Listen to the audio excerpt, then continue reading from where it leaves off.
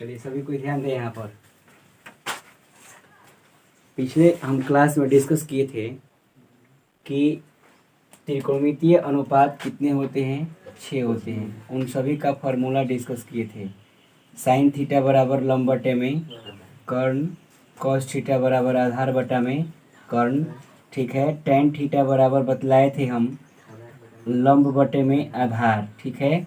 और इसका उल्टा बतलाए थे कौशिक थीटा, कौशिक थीटा बराबर कर्ण बटा में लंब, सेक थीटा बराबर बतलाए थे कर्ण बटे में आधार, और कॉट थीटा बतलाए थे कॉट थीटा बराबर आधार बटा में लंब।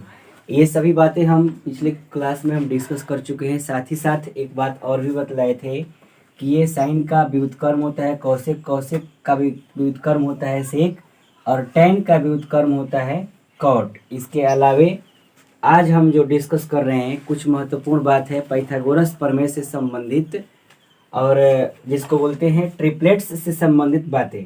जैसा कि यहाँ पर पाइथागोरस प्रमेय का एक कथन ये है कि किसी भी समकोण त्रिभुज में सबसे लंबी भुजा का वर्ग दो छोटे छोटे भुजाओं के वर्गों के योग के बराबर होता है। मतलब कि कोई भी अगर समकोण त्रिभुज रहेगा तो उस समकोण त्रिभुज में सबसे लंबी भुजा कर्ण होती है, सबसे लंबी भुजा कर्ण होती है, और यहाँ पर ये दोनों भुजाएं छोटी छोटी होती है। तो हमने कहा पाइथागोरस प्रमेय के अनुसार, पाइथागोरस प्रमेय का कथन यह होता है कि समकोण त्रिभुज में, अर्थात किसी भी समकोण त्रिभुज में सबसे लंबी भुजा का वर्ग दो छोटे छोटे भुजाओं के वर्गों के योगफल के बराबर होता है। यानी सबसे लंबी भुजा हम यहाँ पर लेते हैं कर्ण, तो सबसे लंबी भुजा का वर्ग अर्थात कर्ण का वर्ग दो छोटे छोटे भुजाओं के वर्गों के योगफल के बराबर होता है। यदि हम यहाँ पर थीटा मान लें, थीटा के सामने वाला लंब कहलाता है, तो ये लंब हो जाएगा और यह बन जाएगा आधार। विषम परिस्थिति में इस आधार पर अगर देखें तो सबसे लंबी भुजा कर्ण बनता है और दो छोटे छोटे भुजा, एक बनता है आधार और एक बनता है लंब। तो इस आधार पर कर्ण स्क्वायर बराबर लंब स्क्वायर जोड़ आधार स्क्वायर। पाइथागोरस प्रमेय यह बतलाती है कि सबसे लंबी भुजा का वर्ग अर्थात कर्ण का वर्ग दो छोटे छोटे भुजाओं के वर्गों का योगफल अर्थात लंब का स्क्वायर जोड़ आधार का स्क्वायर बराबर होती है। मतलब कि हम यहाँ पर आधार पहले भी लिख सकते हैं, लंब बाद में भी लिख सकते हैं। तो इस आधार पर हम यहाँ पर एक टॉपिक लिखे हुए हैं, कर्ण स्क्वायर बराबर लंब स्क्वायर जोड़ आधार स्क्वायर। ठीक, या हम इसको ऐसे भी लिख सकते हैं कि कर्ण स्क्वायर बराबर पहले आधार स्क्वायर, ठीक, और बाद में लंब स्क्वायर। मतलब कि यहाँ पर कंडीशंस दोनों हो सकता है, चाहे वह ये वाला पाइथागोरस प्रमेय कहें और चाहे ये वाला कहें, बात एक ही पड़ता है, प्लस में वैल्यू नहीं बदलता है। यानी कर्ण स्क्वायर बराबर लंब स्क्वायर जोड़ आधार स्क्वायर कहिए, या कर्ण स्क्वायर बराबर आधार स्क्वायर जोड़ लंब स्क्वायर कहिए, दोनों बात एक ही है। इसके अलावे यहाँ पर यदि हम केवल कर्ण का मान निकालने जाएं तो यदि यहाँ से स्क्वायर निकलता है अर्थात यहाँ से स्क्वायर हटता है तो इस साइड जा करके रूट में बन जाएगा। अर्थात कर्ण बराबर अंडर रूट लंब स्क्वायर जोड़ आधार स्क्वायर होता है। कर्ण बराबर अंडर रूट लंब स्क्वायर जोड़ आधार स्क्वायर होता है। यानी कर्ण जब आपको निकालने के लिए मतलब कोई कहेगा तो आप इस बात को ध्यान दीजिएगा कि रूट में लंब स्क्वायर जोड़ आधार स्क्वायर का इस्तेमाल कीजिएगा। अर्थात कर्ण निकालने के लिए बीच में प्लस का इस्तेमाल होता है।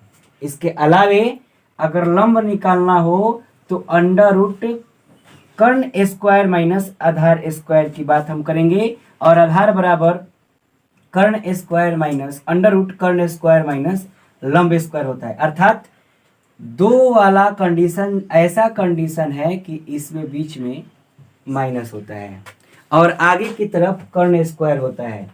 लंब निकालना हो तो पीछे आधार स्क्वायर हो जाएगा और आधार निकालना हो तो पीछे लंब स्क्वायर हो जाएगा। दोनों स्थितियों में आगे की तरफ कर्ण स्क्वायर होता है। कर्ण वाला में सिर्फ और सिर्फ कर्ण वाला में बीच में प्लस, लंब और आधार वाला में बीच में माइनस होता है। इन दोनों स्थितियों में पहले कर्ण स्क्वायर रखा जाता है और बाद में माइनस का चिन्ह दे करके यदि लंब निकालना हो तो आधार स्क्वायर और यदि आधार निकालना हो तो लंब स्क्वायर का प्रयोग किया जाता है। और इस आधार पर जितनी सारी तीनों भुजाएं होती हैं निकाली जा सकती है।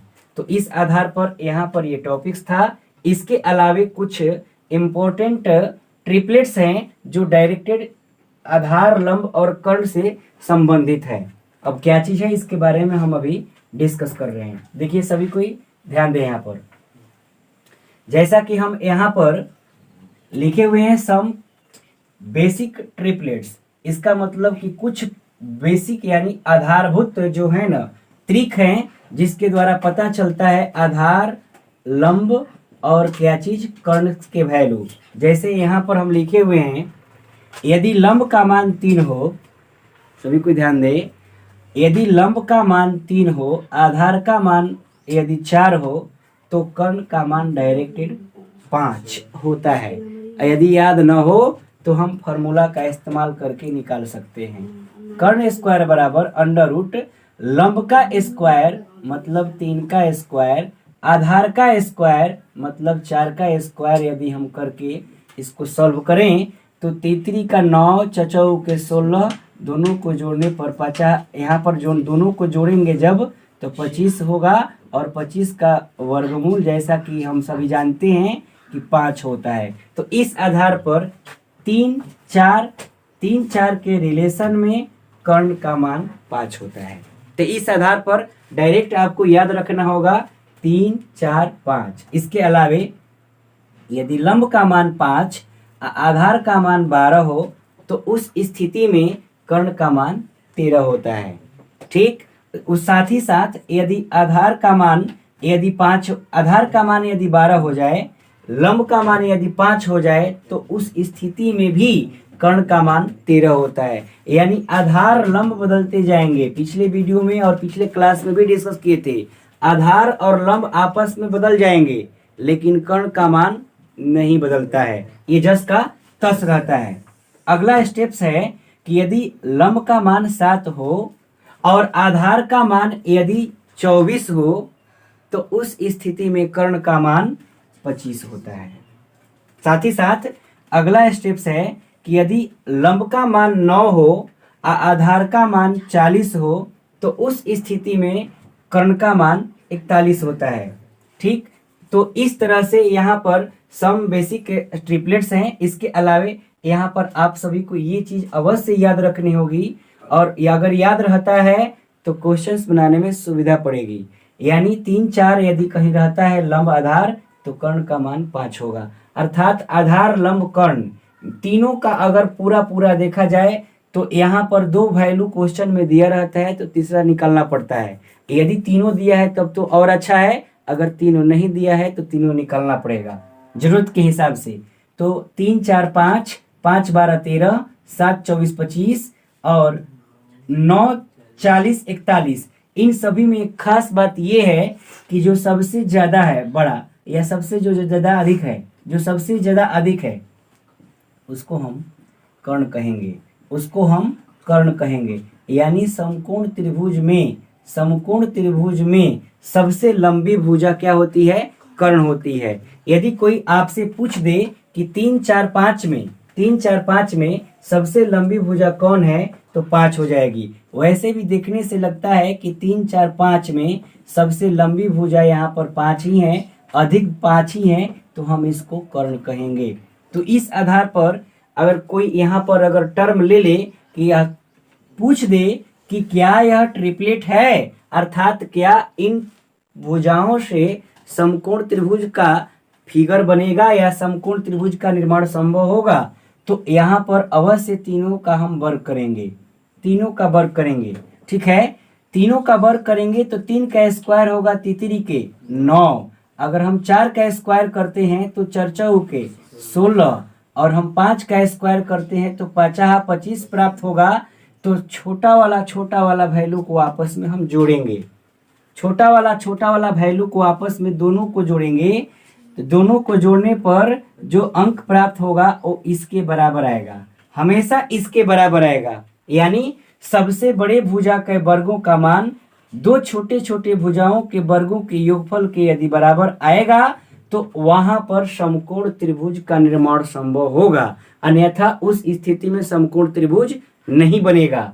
कहने का मेरा मतलब ये है कि पाइथागोरस प्रमेय का जो त्रिभुज पालन करता है वो समकोण त्रिभुज कहलाता है। यानी समकोण त्रिभुज में ही पाइथागोरस प्रमेय लागू होते हैं, बाकी अन्य त्रिभुजों में पाइथागोरस प्रमेय लागू नहीं होता है। पाइथागोरस प्रमेय का सीधा सीधा मतलब ये है कि सबसे लंबी भुजा का वर्ग, किसी भी समकोण त्रिभुज में सबसे लंबी भुजा का वर्ग दो छोटे छोटे भुजाओं के वर्गों के योगफल के बराबर होता है। इसका मतलब कि कर्ण स्क्वायर बराबर लंब स्क्वायर जोड़ आधार स्क्वायर होता है।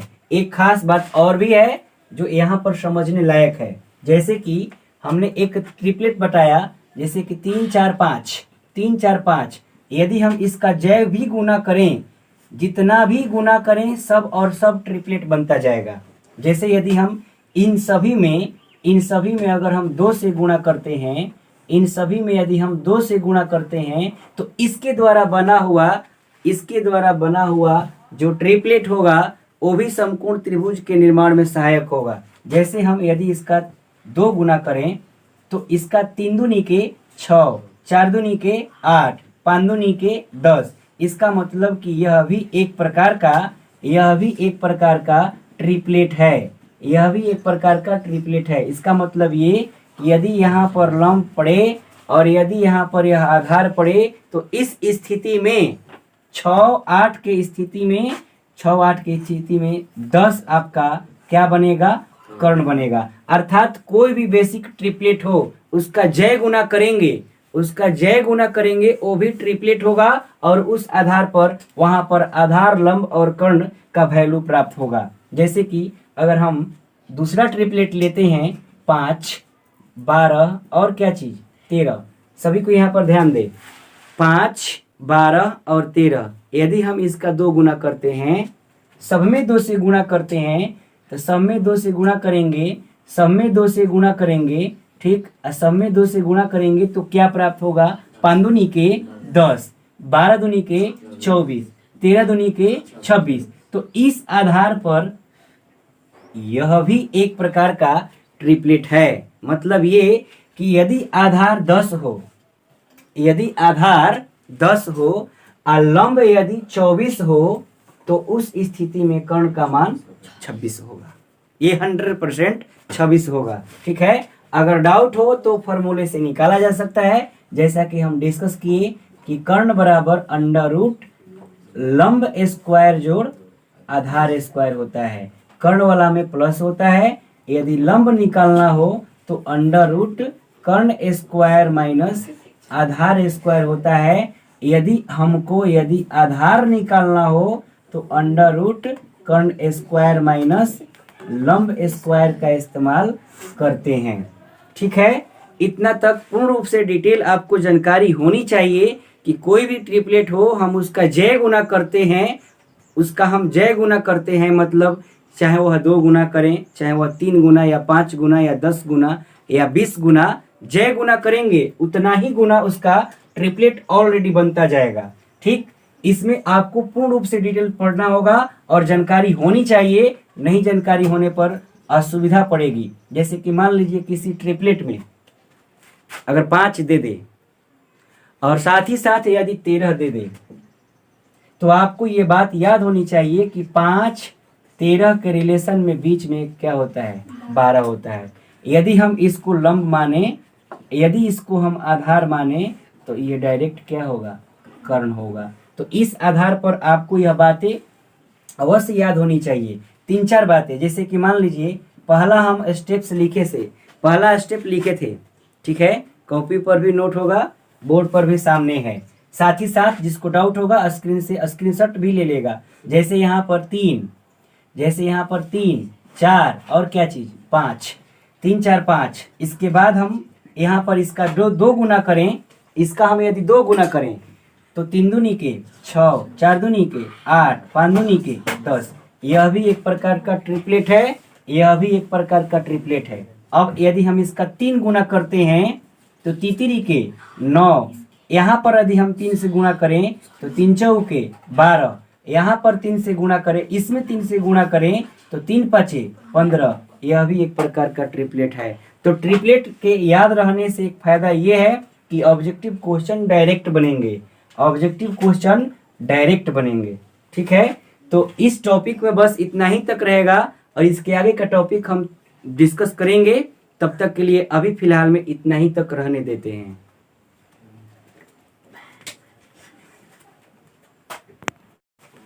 ध्यान देंगे यहाँ पर सामने एक टॉपिक जो डिस्कस किए हैं, टेबल ए, टेबल बी, टेबल सी, सब इम्पोर्टेंट, सभी के सभी इम्पोर्टेंट ट्रिपलेट हैं। ठीक है, अब ये गुना में है, यह 3 का 2 गुना है, यह 3 का 3 गुना है, मतलब सब में 2 गुना और 3 गुना यहाँ पर नोट किया गया है, 2 गुना और 3 गुना नोट किया गया है। एक सबसे इम्पोर्टेंट बात ये चीज क्या कि अगर मान लीजिए यहाँ पर ABCD का अक्षर आ जाए तो ABCD के अक्षर आते हैं तो थोड़ा डिफरेंट पॉइंट होता है।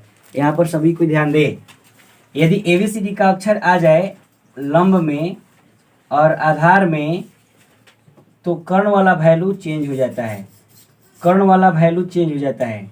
जैसे कि मान लीजिए ABCD का अक्षर, यदि ABCD का अक्षर यहाँ पर x आ जाए और लंब के जगह पर x, आधार के जगह पर y आ जाए तो कर्ण का मान निकालने के लिए कुछ विशेष बात नहीं होता है। इसको रूट में x का स्क्वायर जोड़ y का स्क्वायर ही लिखा जाता है, बस इतना ही तक। यदि ABCD का अक्षर आ जाए, यदि लंब का मान आधार हो, ठीक है, लंब का मान यदि x हो, आधार का मान यदि y हो, तो कर्ण निकालने के लिए डायरेक्ट जब हम फार्मूला का इस्तेमाल करेंगे कि कर्ण स्क्वायर बराबर लंब स्क्वायर जोड़ आधार स्क्वायर, तो डायरेक्ट ABCD का अक्षर रूट में x स्क्वायर जोड़ y स्क्वायर हो जाएगा, वो डायरेक्ट उतना ही तक रहेगा। अर्थात कर्ण की जो वैल्यू होगी वो √x स्क्वायर जोड़ y स्क्वायर होगा। यहाँ पर ध्यान दीजिए, फिर से सभी को एक बार अलर्ट हो जाइए। क्या चीज कि जब भी ABCD का अक्षर कभी आएगा आधार लंब में या कर्ण में, कभी भी यदि ऐसा आता है तो आप जब फॉर्मूले का इस्तेमाल करेंगे तो रूट वाला में यदि अंदर, रूट के अंदर यदि प्लस आता है या माइनस आता है तो वहां पर उसका वर्गमूल नहीं निकलता है। यदि प्लस आए तब पर भी और यदि माइनस आए तब पर भी वहां पर उसका वर्गमूल नहीं निकलता है। ठीक है, यदि यहाँ पर लंब का मान a हो, छोटा वाला a, आधार का मान यदि छोटा b हो, तो कर्ण का जो कर्ण की लंबाई होगी रूट में अंडर रूट में a स्क्वायर जोड़ b स्क्वायर होगा। यदि यहाँ पर लंब का मान यदि p हो जाए, आधार का मान यदि q हो जाए, तो अंडर रूट कर्ण का मान अंडर रूट p स्क्वायर जोड़ q स्क्वायर बन करके तैयार होगा। हम उम्मीद करते हैं कि यह टॉपिक अच्छे से समझ में आ गया होगा। ठीक है, और इतना तक आज के वीडियो में बस इतना ही तक रहेगा। आप लोग इसे अच्छे से स्टडी कीजिए, देखिए, और जहां पर त्रुटि हो ठीक कमेंट में ज़रूर कमेंट में अपना राय बताएं। और अभी तक जो भी मेरे चैनल को सब्सक्राइब नहीं किए हैं जाइए और उसे सब्सक्राइब कीजिए। अगर पिछला वीडियो देखना हो तो डिस्क्रिप्शन बॉक्स में लिंक दिया है, जाइए उस पर क्लिक कीजिए और पिछले वीडियो को अवश्य देखें। Thank you.